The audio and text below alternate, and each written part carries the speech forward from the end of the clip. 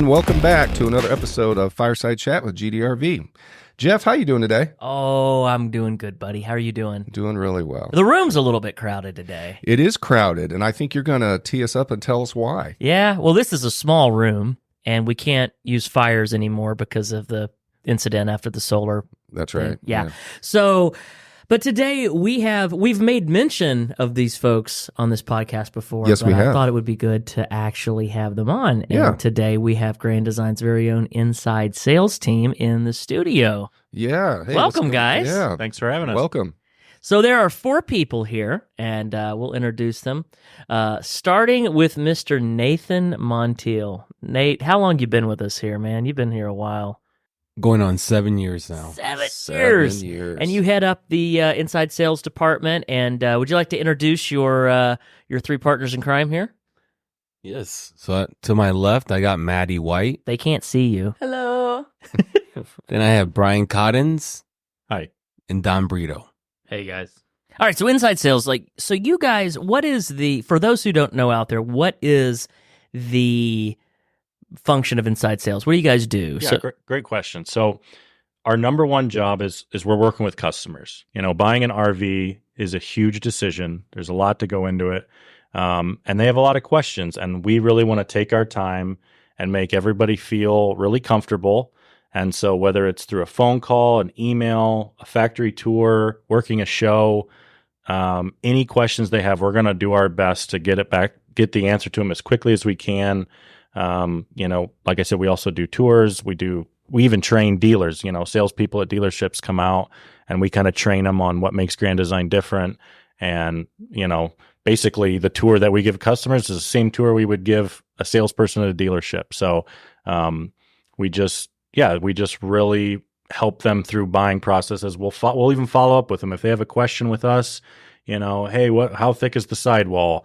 And we answer them. They go, okay, thanks. We'll actually send them a message usually 2, 3, 4 weeks later. Hey, just wanted to check in.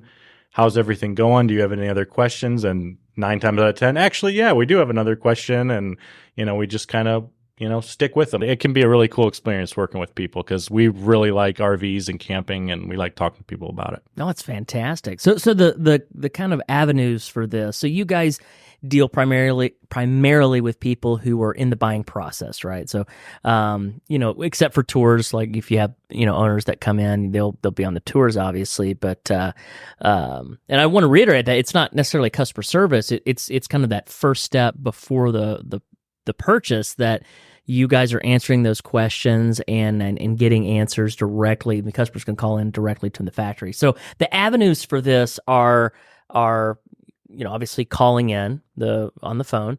There's email. There's factory tours. Even if someone goes on our website and requests something like information, that'll go to you guys as well, right? So all those things are kind of going to your department, and you're answering those things, right? Yeah, that's correct. Okay. Another thing too is say a customer, they know exactly what they want, they just can't find it. Mhm. We can also help them locate where units are in their area at a dealership that Nice. works with us. Yeah, so a lot of resources there. I think a lot of people are hesitant to contact a local dealer because they're just not sure what they want yet, right? So if you know, they're considering Grand Design, it sounds like this is a pretty excellent resource. So we can dig into a little bit more about the tours, about the phone calls, things like that. What else? What else do you guys do? That can't be it. Maddie, what do you guys do? So Brian also mentioned the factory tours. Yeah. That's something we do every day, Monday through Thursday at 1 p.m. We can take you through, we'll take you through lamination and then whatever product line you want to tour as well. And then we also walk you through one of our customer service plans. So you can see the call center actually put a face to the name over a phone. So it's really cool. Now, when you say call center, you're talking about customer service, right? So like the people who call in and say, hey, you know, my fridge isn't working right, you know, that sort of thing, right? Yeah. Gotcha. Yeah. So you can actually see the people that are answering the phones talking to you when you have an issue on the side of the road or whatnot. Gotcha. And how are the factory tours, how are they received? I mean, first of all, how often do you guys do factory tours? Like, is it once a week? Is it Every day, Monday through Thursday. every day, Monday through? Okay, so four days a week. And how many people are on these tours at once? I'd say it's pretty seasonal. The winters, not as many people come, but around camping season, now it's anywhere. It's at least the tours I've given, it's always at least 10 people. Wow. Okay. And how are they received? I mean, I would imagine people come in and are they owners or are they potential owners or like what do you get? It's a good mix. Majority ends up being owners or say they're putting MORryde IS on their unit. They want to stop by, see the factory while they kill time. A lot of times though, we do get potential buyers too. So if people come into the area, we have our factory tours. There's other manufacturer tours too. They get to see the differences firsthand between, what makes a manufacturer great or not. And our tours, I think, go above and beyond based on some of the tours that I've been on before I got to Grand Design. It's a great opportunity. It's speaking of other tours. Yeah, I used to work for a company and I did the tours there, and the sales team did, and it was once a week, and it was an hour tour max. And it was one plant. There was no customer service tour. There's no lamination tour or anything like that. But talking about other tours and things like that, it's good that this is not a video podcast because if any of our competitors were watching, they might recognize you because you have snuck in to some competitors' plant tours, right? Have you? Can you confirm this? I plead the fifth. Oh, okay. Wise wow. answer. Yeah. So, but just so you know, I was on the vendor side prior, so I was in everyone's plants before. That's okay, fair. There you That's go. That was fair. my job. Yeah, I just don't want some guy from down the street or something think I know that voice. Yeah. They were the ones asking about delamination, and Yeah. oops. Yeah. Well, on these tours, that's really cool that we do that, And can you tell us a little bit more detail, like what can they expect to see or really see on the tour per se? Yeah, so when we start the tour off, we start them off at the corporate office, just kind of give them a breakdown of what we're going to do, what they're going to see, let them know that if they have any questions at all at any time, just stop us, we'll get them answered, and let them know how long it's going to take, because a lot of people walking into the factory will kind of expect that hour. But then when we tell them the 2.5 to 3 hours potentially, right, they get kind of surprised, but they get a better understanding of how in-depth that tour is going to be. Which I think is critical because it's not just one of those, a 10-minute little quick thing, run them through and just get them out. You guys really take the time. 2.5, 3 hours, that's getting detailed so they really get a solid feel of what Grand Design's about. Well, that is important too, because I think that the purpose behind the tour is important. For a company that does it once a week and to do a 45-minute hour tour, that is checking a box, and there's probably not that much demand either if they can get away with once a week. We have so many people wanting to go on these tours, and the purpose for it and taking a tour that goes through that many facilities is to show customers what we are about. Like you mentioned, Dom, what we're about. And, we've got nothing to hide, contrary to what some people may think out there and, think that we're, hiding. It's like Area 51 here in Middlebury and we're, hiding this stuff. You can go and you can see these facilities. You can pick the tour you want to go on, right? If you want to go see a Momentum tour, you can do that. You can come back and do a Solitude. You can come back and do a Transcend. We do it all. You're going to see all that stuff, right? Yeah, there is a structure to them, but at the same time, they're almost personalized. If a group wants to spend more time in one part or another, I've driven people around to look at paint units outside, to look at what paint looks like. We've popped into other lines here and there. We try to really accommodate everybody on the tour. Now you'll see some, husbands and wives nudging each other like, hey, stop asking so many questions. We're ready to go home. It's been 3 hours. But we try to do our best to, really accommodate everybody and take our time. Some tours are 2 hours, some are 4. It just kind of depends on what they want to see and what they want to do. Now, do you ever get any hecklers? Do you get the people like Maddie who come in, they probably work for another company, and they're asking you all these questions? You ever get people like that or tough customers or... Absolutely. Yeah. What's that like? It's not a bad thing. They just want to know what they're getting into. Right. We never blame the customer for wanting to know answers and be curious. It's not a negative thing at all. No, for sure. I know for me, if I don't know an answer for something, I'm always saying, I'll give you my card at the end, inside sales team card. Contact us, email us your questions, and we will get with the right people to find out the answers for you. So regardless, we're going to do what we can to make it the best experience for the customers that are taking the time to come out and visit us. Would you say in regards to quote unquote tough customers, and there's people out there. I think there's a difference too between asking hard questions and just being a jerk. There's some people, and it's okay. We're all friends here. We can talk about this. We're around the pretend fire here. There are some people who probably come in and they're not interested in the actual answers, right? They're just they're interested in the gotcha, right? You see that? So I've been in the industry long enough that I have actually seen some trainees that I knew were trainees for other companies during my tours. But I actually get excited when I see that, because I hope that they take what we showed them in our tours and show it to the product managers, because it's almost, I hate to say it, and I'm going to talk from experience here because I've worked for different companies. I would hope that they would copy our process, our customer service, our lamination process. Is something that they can't do. So they're coming here, getting answers or seeing how we do it, knowing that they're like, oh crap, we're in trouble. Yeah. We can't copy this. We've gone down a deep hole for too long that we can't go back and get out of it. Correct. So it's like, I welcome a rep from another company. If they sign up and I know, hey, I work for so-and-so, correct? Please come do the tour. And I hope that you learn something that you can take back to your company, because something I respect about Grand Design is that they did raise the bar. In 2012, when Grand Design entered the industry, we raised the bar. Mm-hmm. You correct? Yeah. There's a lot of things we changed that the industry now is catching on to, which is making the industry a better overall.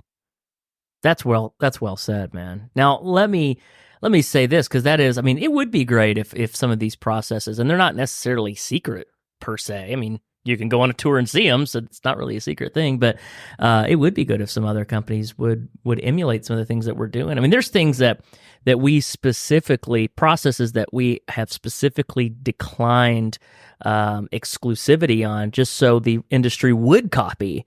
And there's a few examples of that out there. Maybe in another podcast we can jump into that. And what's the longest you've been on a phone call with someone? Yeah. Oh, I'm glad you brought up records. So I got to witness this in the office, but Brian is the clear record holder for longest phone call. Brian, how long was that? Before me, it was Nate at around an hour 20, something like that. I have the new record at 2 hours 45 minutes. Oh, man. So I'm gonna 2:45. 2 I hours. will and say, 40 if she's listening, she was super nice. We actually, it was a great conversation actually, and she was just kind of deciding between some units. She had a lot of measurements that she wanted, and it was actually like a pretty good experience. It just, yeah, that was the longest one so far. I don't think anybody's going to touch that one for a while. I'm going to throw down the gauntlet right here. If you're listening out there and you've got 2 hours and 46 minutes on your hands, please Brian. call 574-825-8000 and ask for inside sales. Luck of the draw, roll the dice. Don't do it around 1 or 2, because that's when the tours are. I'd start, 9 in the morning. You just marathon the thing. Yeah. Happy to do it. I think for factory tour record, Mm-hmm. I don't know about you guys. I think I have the longest. Went until about 6 p.m. Yeah, one that's day. A tour? We started at Yep. 2. Start at 1. Started at 1. Oh, Wow. And it was a single couple. We all learned a Wow. lot that day. wow. Now, let's dive into that a second.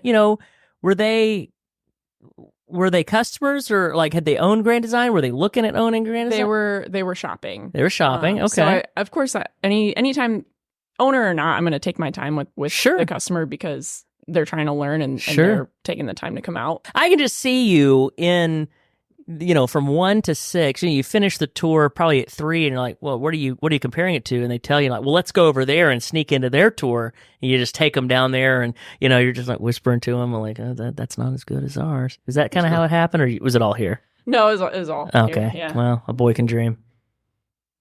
One thing is we do take care of, we take our time to answer every question. And that's something that's, I think, separates us from everybody in the industry right now with these tours. It's like, there's no time limit. Yeah, we start at 1, but there are people that this is a big purchase, correct? It's a big purchase. So the biggest thing that we're trying to get out of these tours is giving the customer that peace of mind to go buy a Grand Design. And I'll tell you this, 99% of them have that peace of mind when they leave our factories, because we have nothing to hide. We're very proud of everything we do and our process. So, Yep, well said.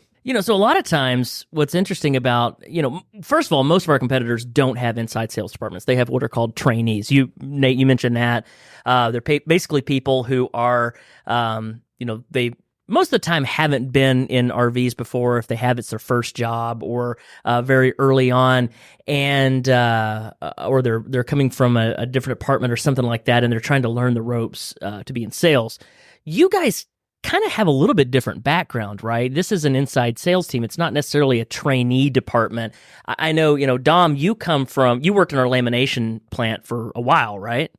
Yeah. So I did lamination about just a little over 2.5 years. Gotcha. On production floors. So back to Brian really quick. So in quality, tell us a little bit about the background there and kind of how that has helped you and kind of feeds into this. Yeah, I did that for almost 3 years. That was an awesome experience. Felt like I was a little over my head when I first started, but you really got to see kind of the backbone of what makes Grand Design Grand Design. In my opinion, I tell this to a bunch of customers, like, yes, I was in charge of help. Really, my job was to help the QCs and the testers do their job, basically, and just make sure these units had the best quality and everything was functioning properly. And really, it showed me, what makes us so special, because we can be the best sales team in the country, but if the guy installing your water heater isn't happy and not doing it right, then it's not going to work. So the culture in the plants, the plant managers, the group leaders, everybody on the line, the family atmosphere. I never once told somebody, hey, I don't think that's good enough. And they said, yeah, it's fine. Everybody was every single time you ever came to somebody with, hey, this needs to be a little bit better, they would always agree with you and say, yeah, you're right. Does that, is that not hold true at other companies? No, it does not. Okay. I would imagine that people out there, I always say RVs is kind of like fantasy land. In the real world, if someone comes up to you in your job and says, hey, you need to improve this, you can't tell them no. But I think there are some other places where that is the culture. So that's a good insight. Maddie, what about you? You came from the supplier side. What did you do before? That is correct. I was in outside sales and inside sales at one point with a wood laminator. Okay. That's locally around. So basically, I would go into, we'd have our accounts, which would be the different OEMs, the different RV manufacturers. And it was my job to manage the inventory of all their parts that come together to assemble the units. Also, we wanted to try to gain business where possible, so still have the sales aspect there. But it was a lot of going through, you'd have to figure out how to make it more efficient for their purchasing team. So they were not bringing in too many parts, not bringing in not enough, so finding the balance there. And then also included a lot of sorting through defect product. Some would call product out more frequently than others. And then also during that time, I was working there all in the COVID aftermath supply chain. So that was very interesting to see. Wow. When people started subbing parts, you start having different substrates. It was very interesting to see how that all, at the time I was fresh out of college, so I didn't really understand the scope of everything. But now in hindsight, and especially now that I have this perspective of working with retail customers every day, you learn and see what companies really stand for. Yeah, Maddie, I started in quality in the summer of 2020, so I know exactly what you're talking about. It was it was a tough time for everybody, but Yeah. it was nice working at a company that like Grand Design during that time. Yeah. So- There was, instead of shutting down production, people would just sub more parts. And that was a big telltale sign. You know, that's funny you say that. Maybe this is one for a different podcast, but during that time, which, you know, obviously demand went through the roof, there were things that we would run out that you wouldn't really think, like, that's not an RV thing, you know, but one of them was glue. And in the lamination facility, and Dom, you could probably speak to this, you know, there was just like times where we didn't know if we'd have glue the next day. And we didn't know if we would run the next day. But one of our general managers, Peter Kendon, you know, when he tells the story, and we've got to have Peter on soon. It's going to be that's going to be a doozy. But he always goes, you know, we did everything we could. You know, we went down to the dollar store, got Elmer's, we boiled down some horses. You know, we made it happen, and there was always ways to get it done. And just for the PETA folks out there, we didn't actually boil any horses. So, you know, Well, it helps that we're primarily Amish too. Lots of horses. a lot of to choose from. horses. Wow. No horses were harmed in the filming of this podcast. Yes, thank you. That's right. But so, Maddie, like going back to your thing, like in your previous life, like how does that translate now to what you're doing, and how does that? Because I would imagine when Brian's walking down the line on a plant tour, he's probably seeing some things that, you know, the ordinary, you know, person out there wouldn't see. What about you? Mostly in terms of tours, how it comes in hand, and even shows if I'm walking through a product with the customer. Mhm. Talking substrates of, you know, so what we would make, laminated wood products. A lot of people don't realize how much wood is on the inside of an RV. Right. So wall panels, ceiling panels, cabinet frames. We use a lot of hardwood doors, but we could also make Mhm. laminated cabinet doors, passage doors, fascia, It's a lot of- solid surface countertops, pressed countertops, a lot of trim pieces. The options were endless because there are Yeah. so many different things that you could make. So you can get into the nitty gritty when it comes to the interior things on these units. For the most part, yeah. I mean, I'm still learning every day, but Yeah. That's pretty cool, I though. can definitely talk more on it than Yeah. others. And she can tell you how dirty other plants she's been to are compared to ours. Ooh. Yeah. Plants are dirty. So Nate, what about you, man? So you manage the department. What's your background? Well, I have a different background. So I entered the RV industry back in 2013, and I came from a nursing background. I was an oncology nurse, graduated in 2009 from Goshen College, did some nursing, and then got a call from a buddy, and he needed a rep for that company he was working for at the time, and that's how I got my foot in the industry. Wow. So he's like, man, we're gonna get this thing off the ground. I need a nurse. That's what he said. It's funny. So I told him, I was like, I know nothing about the RV industry, but something he told me that really stuck with me. He said, you know, you're one of the best salesmen because you make people trust you with their lives as a nurse. So he said, if you can make people trust you with their lives, you're going to be just fine in the RV industry. Wow. That's pretty high praise. I would agree. I mean, I trust you. I mean, yeah. Thank you. He's a very trustworthy guy. And then you were also in the U.S. military, right? I was in the National Guard. Yes. National Guard. Nice. Gotcha. So very, very, very varied background. And then you get into RVs, and then, you know, now you're here, and you know. So how does any of that ever come up when it comes to, you know, talking to customers or anything like that? I mean, I would imagine, you know, other veterans, you know, they, you know, maybe, you know, appreciate that, or other people in the medical industry or things like that. Does that ever come up? Or It does. You know, people always ask me where I came from when, you know, after the tour and stuff. So, but, you know, I think the reason it comes up is just because, you know, one thing I'm very genuine, and I always tell the truth. Something about the truth is, like my dad always said, if you tell the truth, you don't have to remember what you told them. And that's something that I live by. that's, yeah. Mhm. You know, I think a lot of times that's the reason why people want to call the factory directly for a lot of these questions, is because, and, you know, I genuinely don't think it's true. The stigma that dealers have, you know, there's this stigma of like the used cars salesman who's going to tell you anything and everything to get you to buy something. And that kind of carries over to all dealerships. And while I'm sure there are some unscrupulous dealerships out there, we don't do business with them, I'm sure. And the ones that we do, our dealers really are kind of hand selected. A lot of people don't know that, but we're very particular about who represents Grand Design. But that stigma's still out there, and so when people call in, they want to know they can get an answer and a truthful answer. And so I think it comes back down to that. I mean, one of the pillars of our company is, it's honesty. It's doing the right thing. So, I appreciate you saying that, man. That is really, really important. Jeff, before you let us go, I have to give a shout out to my beautiful wife, Maria. Oh, She actually works here at Grand Design now. No one on earth listens to more podcasts than her. She actually got me into podcasting. So I just wanted to say, hi, Maria, and you are now married to a podcast celebrity. So look at yeah. that. There you go. Never thought All right. I'd be here. There you I go. want everyone to go around and give a shout out to someone. Dom, you're next. Give a shout out to someone, buddy.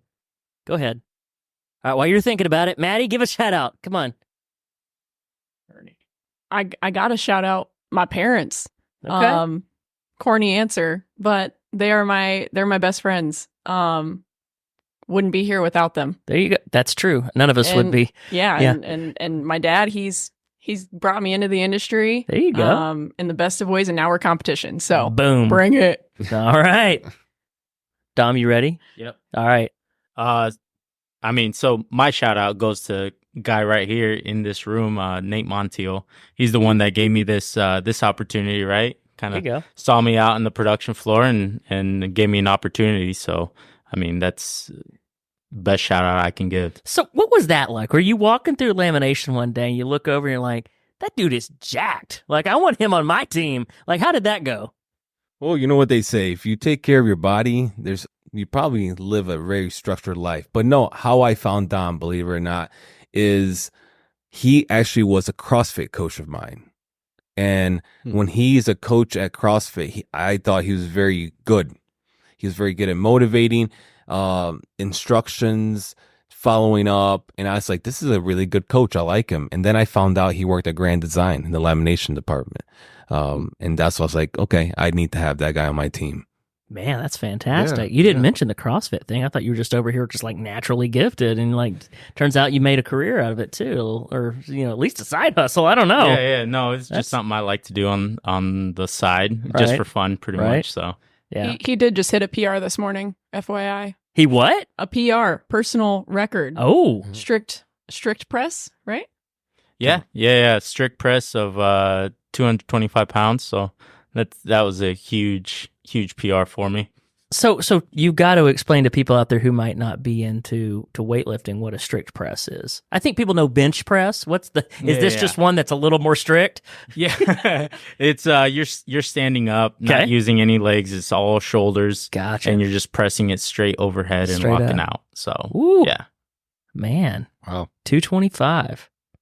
For those of you who don't know, at the NFL Combine, that's what the athletes there are tested on, 225. But that's on the bench, right? That's not overhead. So Yeah. That's almost the weight of a baby elephant. I verified that this morning. Wow. That's a reference. Wow. wow, this has been the That most. makes me painful. It makes me in pain just to even think about doing that. Just lifting it. You know what they say about baby belly. Well, that's what they say about baby elephants. It's not the weight. It's the awkwardness, right? It's Yeah, you yeah. can't really get a grip on them. It's like a cardboard box with no handles. Right. Yeah. Yeah. This has been, I think, the most varied and wild podcast we've had yet, Tom. I don't know if this is going to get past the censors, but Yeah, I we'll don't see. know. Let's all right. So, Mr. Montiel, a shout out, if you will. Well, I want to give a shout out to my personal Lord and Savior, Jesus Christ. So that's how I live my life. That's who gives me peace every day.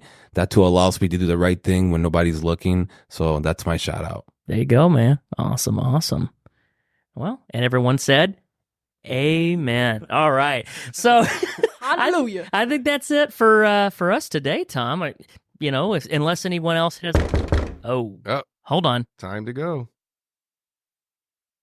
Oh, that's just the outside sales department. We're not letting them in here, but we do No. need to go. So we'll let them go. And guys, have a great one. And until next time.